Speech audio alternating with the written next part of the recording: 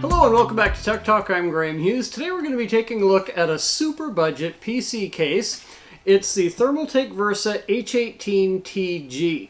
Now the reason I've got this case, as you may have seen from my last video, I'm putting together a new gaming PC and I'm doing it on a really tight budget.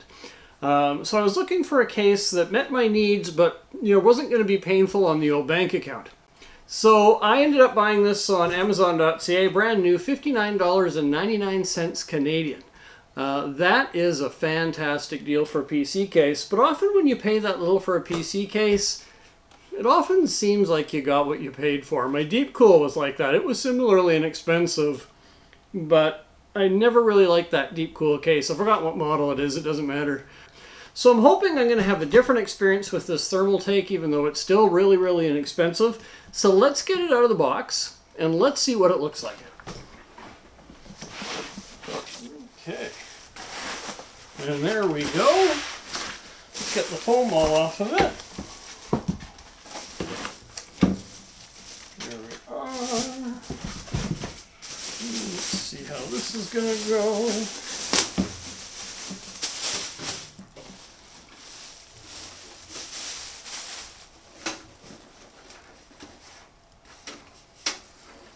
Okay. There we have it. Nice new Thermaltake case.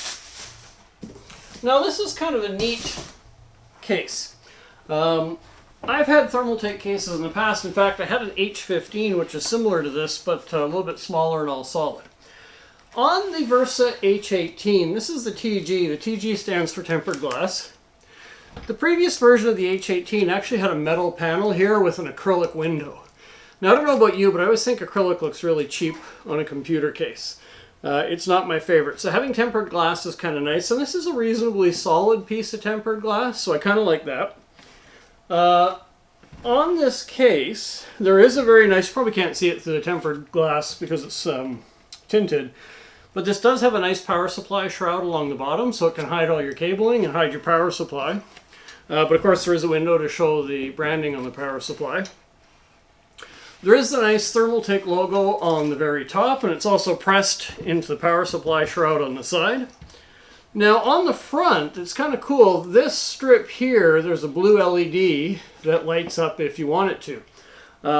There's a 4-pin Molex connection inside, so you can plug it into your power supply to make that happen.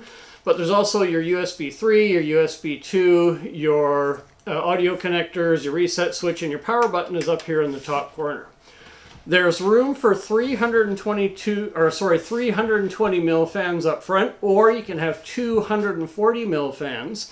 And the front panel is meshed so that it'll help prevent some dust getting through. Now, it's a fairly coarse mesh, judging by the looks of it, but it should still help keep that PC clean. On the top, there is the rear mount for 120 or 140 millimeter fan, and it's got a screen that comes with it as well. On the back, there's a pre-installed 120 millimeter exhaust fan. So all in all, just looking at the outside of this is a fairly attractive case. It is fairly compact. And I think just taking a look at it, it's got good room for building inside without being giant. So I really, really like that. So here's what we're going to do.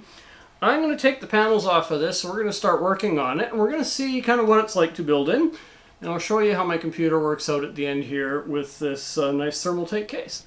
So I'm just getting started to build in this case now, and I thought what I'd do is I'd start off by taking off the side panels and seeing what's inside. There's a couple things to make note of. There's a nice bag full of hardware here. The cables for the front switches are here. There is a separate Molex connector, and this is for the nice blue LED light that appears at the front of the case when it's powered on. Now the nice thing about that light is there is a switch here on the front as well that turns that LED on or off. So if you've got this in a bedroom or another room where you're sensitive to light, you can have it on during the day, but if you're gaming at night, your partner's asleep somewhere, you can turn that LED off to keep it dark in the room. I think that's a really nice touch on such an inexpensive case. The hard drive mounting is kind of interesting in this. Usually I expect a hard drive tray, but what they've got is they've got two mounts for hard drives here and a mount down at the bottom.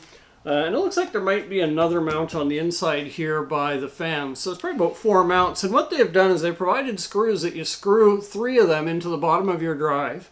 You slot it into the mount, and then there's a 4-screw that secures it in place. So rather than having a traditional tray, they've just got an arrangement where they're screwed in, but they've got some slotted spaces where you don't have to put all 4 screws in. You can screw 3 of them in before you mount it, you slide it in, then just one last screw to lock it in place. I think that makes a bit more sense now than having a traditional hard drive tray, because most people aren't using spinning hard drives, they're using M.2 drives, or at least an SSD. So this type of mounting makes a lot of sense because M.2 drives and SSD drives, they don't take up a lot of room. So having that big clunky drive tray doesn't make a lot of sense. The other thing I notice is that this front panel can take, as I mentioned, 240 millimeter fans or 3 120 mil fans. Now, there is a shroud here for the power supply unit, and the problem with having 3 fans is this third fan, you can see, is going to go right down into where that shroud for the power supply is. So all it's going to do is blow into the shroud. Now, there are a couple of holes here for cable mounting, so I suppose the air will go through there and come out those holes. I don't think that's really effective. So I think for me, I'm just going to mount the 2 upper fans, because that'll blow directly on my graphics card, it'll blow directly on my CPU cooler, and I think that's probably the most effective way to go. That third fan, you know, it might look cool because, you know, if you've got LED fans, you're going to see the LED through the mesh, but really it's just blowing into where the power supply unit is, and it's not really going to go anywhere. Speaking of the power supply unit, there is a vent on the bottom that's filtered for intake, so your PSU, you mount it with the fan facing down, it's going to get nice clean air from the bottom of the PC. The feet are quite tall, so it's going to get lots of air, and it's nice to have that extra filter on there to make sure you're not sucking in a whole lot of dust. The final thing I wanted to point out, just on first impressions, is the back, actually the spacing between the motherboard tray and the back panel, there's lots of room back here for running cables. Given this is a fairly small case, like it's not tiny, but it's, you know, on the smaller side for micro-ATX, that extra room is really handy because you got lots of options for routing your cables. You get everything hidden back there. It'll give you a nice clean install. So now that we've kind of taken a look at those features and sort of what this case is all about, I'm going to get to building. I'm going to put a motherboard in here and all the other stuff, and I'll show you what it looks like when it's done. Okay, so as you can probably tell from the changes in my basement here and the drywall being finished and a few other things, a few months has gone by since I originally talked about this Thermaltake Versa H18 TG PC case. But I did build my gaming computer in here, and I've been using it for a number of months now. So I'm ready to give my thoughts on it. And I gotta admit, it's a little bit of a mixed bag. As you can tell from it sitting here on my desk, this is a good looking case. I threw some LED fans in it. There's a nice blue LED stripe along the front of the case. That comes with it. It's quite attractive, and it probably looks a little better than you'd expect for a case that I spent $60 Canadian on. 60 Canadian, that is a very, very inexpensive case. It's a little bit better quality than I would have counted on for that money. And I think it looks a little bit better than I would normally count on for that money. The tempered glass on the side panel is actually quite thick. Again, it's got this nice attractive trim stripe. It's nice to be able to see your coolers through the mesh front grille. The mesh on the grille helps to keep dust out, which, you know, is always a nice feature. The airflow, it's a nice flow-through design front to back. There is space in the top for a top fan if you wanted to do that. For my use, I don't need the extra exhaust. So overall, you know what? It's a good case. On the inside, the back has plenty of room for hiding up your cables. As you can see, I didn't spend a whole lot of time doing cable routing. I just kind of put them back there. The area in the power supply tray, there's a big spot between the power supply tray and the front panel where you can kind of tuck all that extra cabling in when you've got extra. So that makes it really nice to have, or really easy to have a nice clean install on your computer. You don't have to have a whole bunch of junky looking cables when you're looking through the tempered glass. Even a fairly clumsy guy like me, I can make a pretty nice looking install. So overall, I'd say, yeah, you know what, for the $60 I paid, it's a pretty good case, but there are some issues. The first of all, this front panel where the fans mount, so it's behind the grill, there's a metal panel, all your fans mount on that. It is super flimsy. Now, it doesn't impede the installation of the fan, but when you're putting a PC case together, anytime you come across really flimsy mounting points, it just kind of makes you feel sort of, yeah, because you just know it's lower quality. I had a real problem here on the back panel. On the back where your I/O shield is and your PCIe mounts for your graphics card and whatnot, it's similarly super thin metal. I think it's the same thin metal they use on the fan mounts. And when they pressed all the openings in it, it warped. So the whole thing is kind of bowed out. Now, how that created a problem was when I installed my graphics card into my motherboard, I put the graphics card in, snapped it down. The hole for mounting the graphics card, the hole on the graphics card was 3 or 4 millimeters short of the hole on the case that it's supposed to be screwed into. So I thought, okay, well, that's not too big a deal. I tried just pushing the metal in, screwing the GPU down, but when I let go, there was spring tension on that back panel that was pulling the graphics card up out of the motherboard, and I knew that that's going to end up leading to a fault. So I couldn't leave it like that. So what I ended up doing on the back panel is I actually took a rubber-faced hammer, and I had to reshape the back panel to get my GPU to sit so that when it was actually screwed to the case, it wasn't being yanked out of the motherboard and it had a nice neutral position where there wasn't any tension on the motherboard.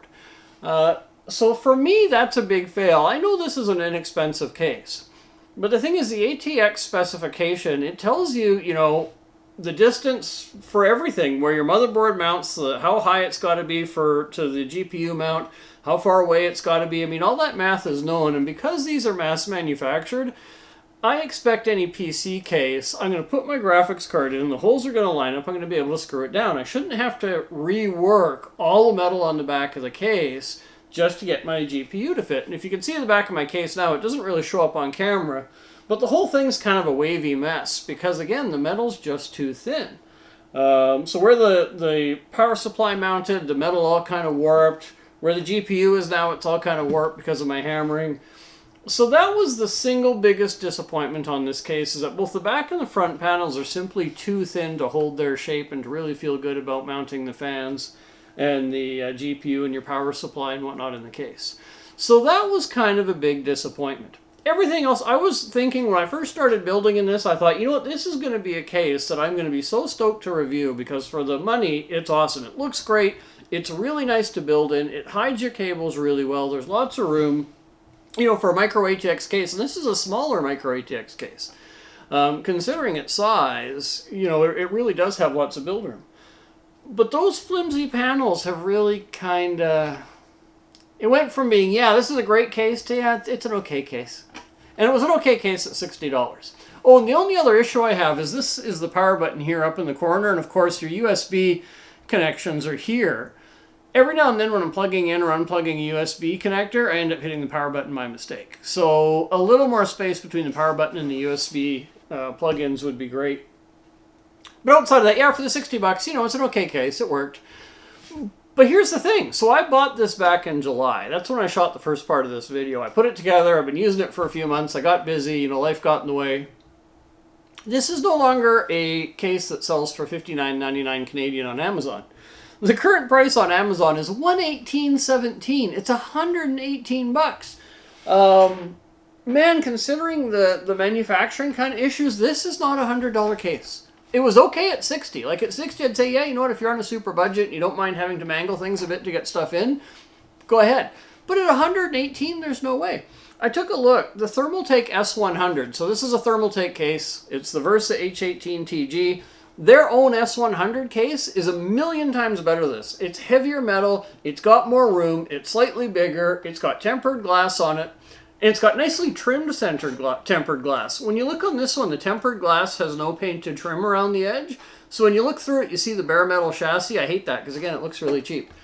But the S100 has that nicely trimmed tempered glass. It's got the heavier metal. It's got more room. It's better built. There's more places for cooling. It is a far better case in general. And the Thermaltake S100 right now is $95 Canadian. So their super good S100 that's built way better is $95, and this thing's $118. I don't understand the pricing. And I'm only looking on Amazon, you know, maybe somewhere else at $60. So here's my recommendation. If you can get this case for like $50, $60 Canadian, $65 Canadian, and you don't mind having to, you know, maybe modify it a little bit to make stuff fit, and you're okay, you know, knowing that you can't just force the GPU in and to fit the screws and stuff, it's not a bad option. Like, your machine will look good. It won't embarrass you when your friends come over to play. And overall, you know, it's not bad. But if you're looking at spending 100, 120 bucks Canadian for this thing, I'd run away. It's not that good. But I enjoyed building in it. I hope you find that review helpful. That is the Thermaltake Versa H18 TG, a case that I can absolutely say without beyond a shadow of a doubt is just okay. As long as you can get it cheap. I'm Graham Hughes. This is Tech Talk. I'm going to look forward to seeing you on the next video.